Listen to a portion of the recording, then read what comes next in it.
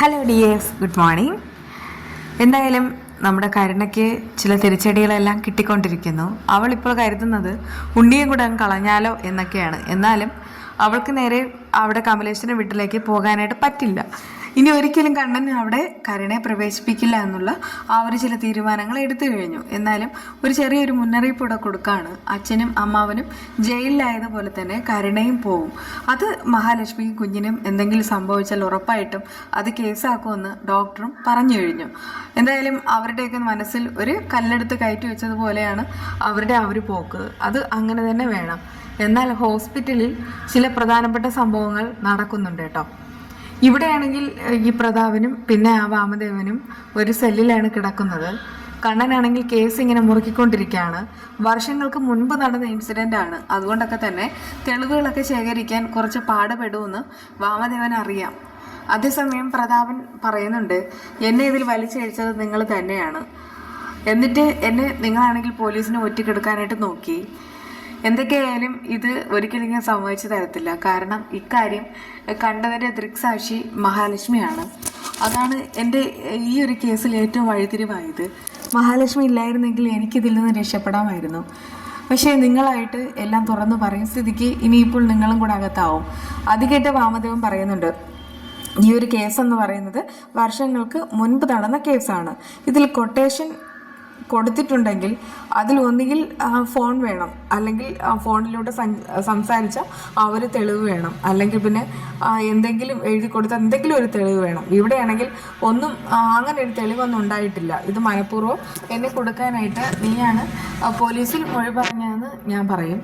അങ്ങനെയാണെങ്കിൽ ഈ കേസ് എഴുതി തള്ളുമ്പോൾ ഉറപ്പായിട്ടും എനിക്കും രക്ഷപ്പെടാനായിട്ട് കഴിയും. അത് കേട്ട് പ്രതാപൻ പറയുന്നുണ്ട്, സത്യം പറഞ്ഞാൽ അങ്ങനെയൊക്കെ നമുക്ക് ആശ്വസിക്കാമായിരുന്നു. പക്ഷേ ഇവിടെ കണ്ണനാണെങ്കിൽ ഒരു അഡ്വക്കേറ്റാണ്.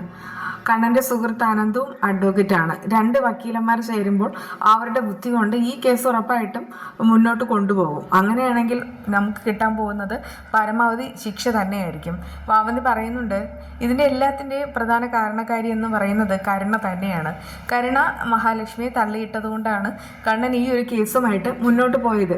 അല്ലെങ്കിൽ ഒരിക്കലും എൻ്റെ പേര് പോലും ഇതിൽ വലിച്ചിഴക്കപ്പെടില്ലായിരുന്നു. അത് കേട്ട് പ്രതാപൻ പറയുന്നുണ്ട്, അല്ലെങ്കിൽ തന്നെ കുറച്ച് ദിവസം മുൻപ് വിശ്വനാഥിൻ്റെ ആത്മാവ് എന്നോട് ഒന്ന് ഓർപ്പിച്ചിട്ടുണ്ടായിരുന്നു, പല കാര്യങ്ങളും ഓർമ്മിപ്പിച്ചിട്ടുണ്ടായിരുന്നു. അവർ പേടി കൊണ്ടാണ് ഞാനന്ന് അവർ ചടങ്ങ് നടക്കുന്ന സമയത്ത് കാര്യങ്ങളെല്ലാം തുറന്നു പറയാനായിട്ട് വന്നത്. പക്ഷേ ഞാനത് ആ ഡോക്ടറോട് തുറന്നു പറഞ്ഞു. അതുകൊണ്ടാണ് ഇതെല്ലാം ഇങ്ങനെ ഒരു പരിധിയിലായത്. അത് കേട്ട് മാമൻ പറയുന്നുണ്ട്, നീ ചെയ്ത മണ്ടത്തരം തന്നെയാണ്.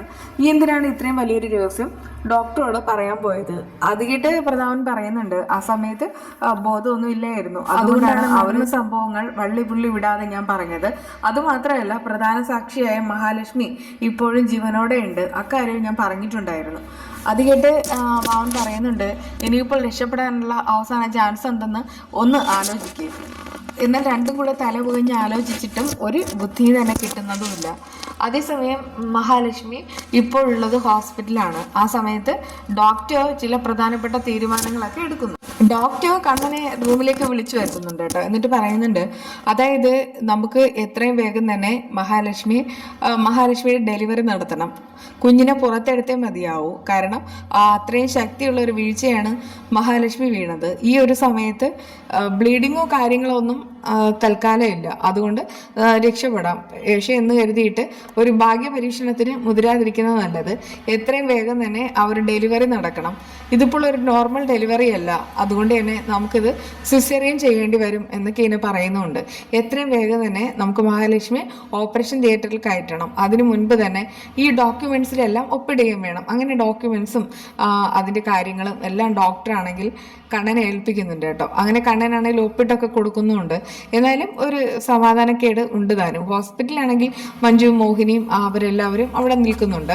അവരെല്ലാവരും പ്രാർത്ഥനയോടുകൂടെ നിൽക്കുകയാണ്. അതേസമയം കണ്ണനാണെങ്കിൽ വീട്ടിലേക്ക് പോയിട്ട് അവിടെ പോയിട്ട് പ്രാർത്ഥിക്കുന്നുമുണ്ട്. മഹാലക്ഷ്മിക്കും കുഞ്ഞിനും ഒരു ആപത്തും വരരുതെന്ന് തന്നെയാണ് കണ്ണൻ്റെ പ്രാർത്ഥന. എന്നിട്ട് ഹോസ്പിറ്റലിലെ കാര്യങ്ങളെല്ലാം വിളിച്ച് അന്വേഷിക്കുന്നുണ്ട് കേട്ടോ. നടന്നതെല്ലാം നല്ലതിനാണ് എന്നിങ്ങനെ ഉണ്ണി വിശ്വസിക്കുന്നുണ്ടെങ്കിലും മഹാലക്ഷ്മിക്ക് എന്തെങ്കിലും സംഭവിച്ചാൽ അതോടുകൂടെ തനിക്കും കൂടെ ഇവിടെ നിന്ന് ഇറങ്ങേണ്ടി വരും എന്ന് ഓർത്തിട്ട് അവനും ഇപ്പോൾ വല്ലാത്തൊരു കുറ്റബോധം ഉണ്ട് താനും. അതേസമയം മറ്റു ചില കാര്യങ്ങൾ കൂടെ നടക്കാണ്. മാർക്കോ നേരെ വരുന്നത് ആ അമ്മയെ കാണാനായിട്ട് അമ്പലത്തിലേക്ക് വരികയാണ് കേട്ടോ. വരുന്ന സമയത്ത് അമ്മയോട് പറയുന്നുണ്ട്, ഇന്നാണ് മഹാലക്ഷ്മിക്ക് ഡെലിവറി ഡോക്ടർ നിശ്ചയിച്ചിരിക്കുന്ന ദിവസം. കാര്യങ്ങളൊക്കെ എങ്ങനെയാ പോകുന്നത്, നേരെയാവുമോ, കുറച്ച് കുഴപ്പം സംഭവിക്കും, കുറച്ച് കോംപ്ലിക്കേറ്റഡ് ആണ് കാര്യങ്ങളെന്നൊക്കെ മുത്തശ്ശി പറഞ്ഞിട്ടുമുണ്ട്. എന്നാൽ നേരത്തെ മുത്തശ്ശി അങ്ങനെയല്ല പറഞ്ഞത്, കുഞ്ഞ് ഉറപ്പായിട്ട് ജനിക്കും, അതിനൊന്നും വരില്ല എന്നൊക്കെ പറഞ്ഞ മുത്തശ്ശി ഇപ്പോൾ കുറച്ചങ്ങോട്ട് മാറ്റി പറയണം കേട്ടോ.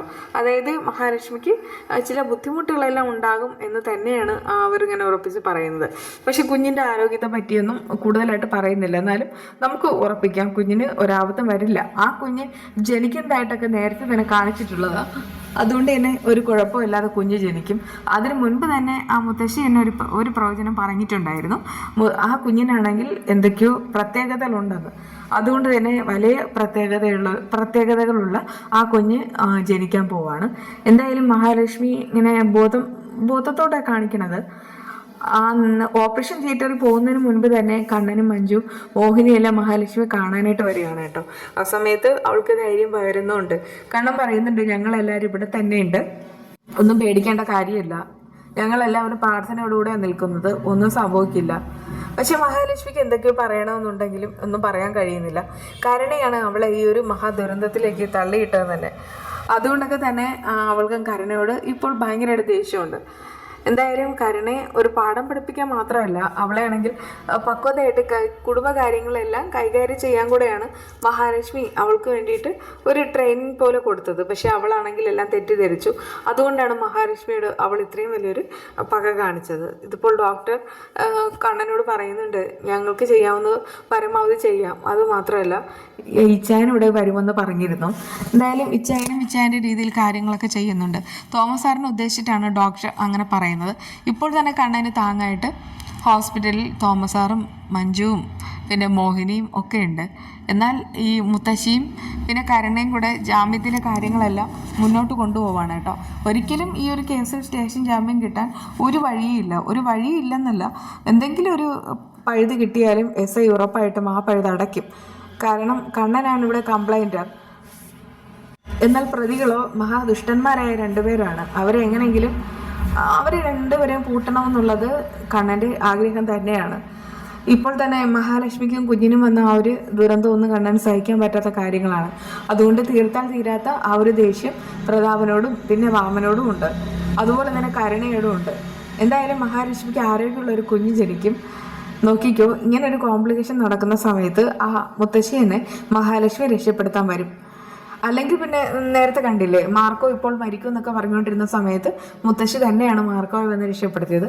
അതുപോലെ തന്നെ ഇവിടെയും മുത്തശ്ശിയുടെ ഒരു മാജിക് ആയി കാണും. എന്തായാലും ആ വിശേഷങ്ങളുമായി വീണ്ടും കാണാം കേട്ടോ.